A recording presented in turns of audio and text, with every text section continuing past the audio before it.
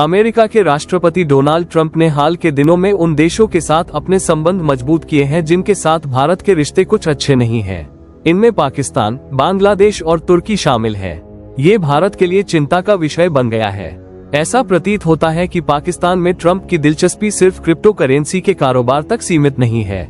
उनके सहयोगियों ने हाल ही में इस्लामाबाद के साथ अपने परिवार की कंपनी के लिए क्रिप्टो करेंसी का सौदा किया था। अब एक नई जानकारी सामने आई है कि डोनाल्ड ट्रंप के बेटे डोनाल्ड ट्रंप जूनियर के कॉलेज के दोस्त जेंट्री बीच ने जनवरी में पाकिस्तान का दौरा किया था। इसके बाद वह बांग्लादेश और तुर्की भी गए। इसके बाद उन्होंने मार-ए-लागो में ट्रंप सीनियर और उनके करीबी सहयोगियों को पाकिस्तान के बारे में जानकारी दी। उन्होंने बताया कि पाकिस्तान एक शानदार जगह है जहां दुर्लभ खनिज, तेल, गैस और रियल एस्टेट के क्षेत्र में अरबों डॉलर के बड़े सौदे किए जा सकते हैं। पाकिस्तान के प्रधानमंत्री शहबाज शरीफ ने जेंट्री बीच की 2 बार मेजबानी की।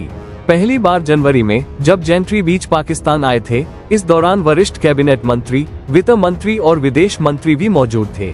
दूसरी बार 11 फरवरी को दुबई में वर्ल्ड गवर्नमेंट समिट के दौरान शरीफ ने जेंट्री बीच से मुलाकात की। इस समिट में शरीफ ने कई विदेशी गणमान्य व्यक्तियों और राष्ट्राध्यक्षों के साथ तस्वीरें पोस्ट की, जिनमें जेंट्री बीच भी थे। उनकी तस्वीर पाक पीएमओ पर भी शेयर की गई।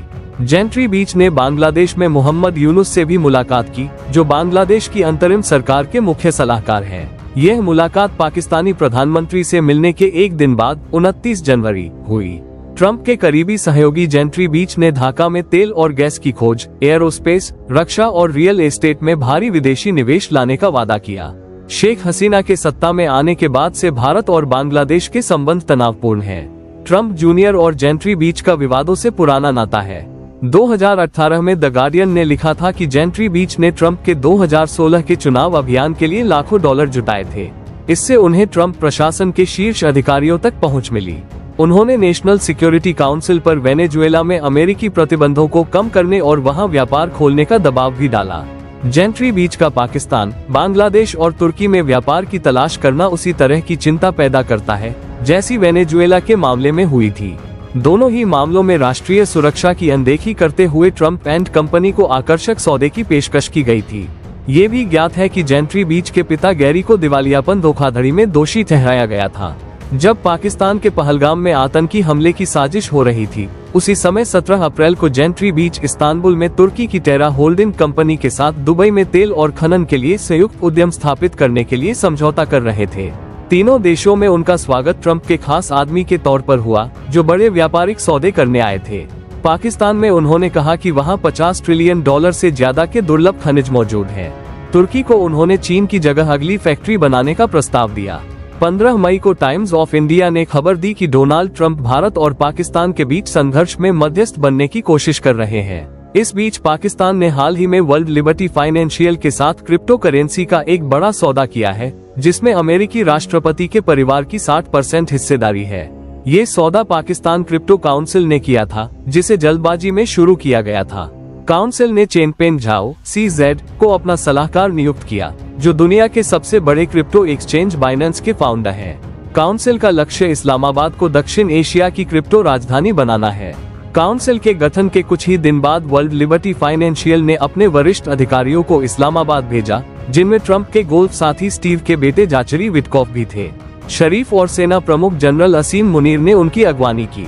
इसके कुछ दिन बाद पहलगाम में आतंकी हमला हुआ। वर्ल्ड लिबर्टी फाइनेंशियल के शेयर धारकों में ट्रंप के 2 बेटे एरिक और डोनाल्ड ट्रंप जूनियर और उनके बहनोई जेरेड कुशनर भी शामिल हैं। ये सभी आकर्षक व्यापारिक सौदों के लिए विभिन्न जगहों पर घूम रहे हैं। उन पर व्हाइट हाउस से संबंधों का फायदा उठाने के आरोप भी लगे हैं। इन घटनाओं की पृष्ठभूमि को समझना बेहद जरूरी है, क्योंकि यह केवल व्यापारिक सौदे या राजनीतिक गठजोड़ से कहीं अधिक महत्वपूर्ण है। ये सीधे तौर पर भारत की सुरक्षा और क्षेत्रीय स्थिरता से जुड़ी हुई स्थिति को प्रभावित कर सकते हैं। पाकिस्तान, बांग्लादेश और तुर्की के साथ ट्रंप परिवार के संबंध भारत की रणनीतिक प्राथमिकताओं के खिलाफ काम कर सकते हैं। इन देशों में चीन की भी गहरी पैठ है और ट्रंप की तुर्की को चीन की जगह अगली फैक्ट्री बनाने का प्रस्ताव देना क्षेत्रीय शक्ति संतुलन को चुनौती दे सकता है। इसके अलावा क्रिप्टो करेंसी के जरिए बड़ी मात्रा में धन के आदान प्रदान से गैर पारंपरिक वित्तीय गतिविधियों को बढ़ावा मिल सकता है, जो आतंकवादी गतिविधियों को भी वित्तीय सहायता पहुंचा सकता है। पाकिस्तान में क्रिप्टो काउंसिल का तेजी से गठन और विदेशी निवेशकों की मौजूदगी इस बात का संकेत है कि यह क्षेत्र कुछ बड़े आर्थिक और राजनीतिक उद्देश्यों के लिए उपयोग किया जा रहा है। भारत के लिए ये चिंताजनक है क्योंकि ये सौदे न केवल आर्थिक बल्कि रणनीतिक दृष्टिकोण से भी भारत के लिए जोखिम पैदा करते हैं। यह मामला अंतर्राष्ट्रीय कूटनीति और सुरक्षा रणनीतियों में नए मोड़ ला सकता है। ट्रंप परिवार की इन गतिविधियों से जुड़े हितों की जांच और भारत के हितों की रक्षा के लिए कूटनीतिक सतर्कता आवश्यक है।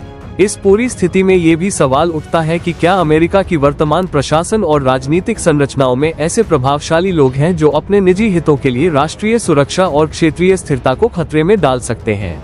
ये सिर्फ एक व्यापारिक रणनीति नहीं बल्कि व्यापक राजनीतिक और कूटनीतिक चुनौतियों का हिस्सा है। तो दोस्तों, ट्रंप परिवार की ये गतिविधियां न सिर्फ व्यापार बल्कि राजनीतिक और क्षेत्रीय स्थिरता के लिए भी महत्वपूर्ण है। भारत को सतर्क रहने की जरूरत है। आपको ये वीडियो कैसा लगा, नीचे कमेंट करके जरूर बताएं। अगर जानकारी अच्छी लगी हो तो लाइक करें, शेयर करें और हमारे चैनल TA विजन को सब्सक्राइब करना न भूलें।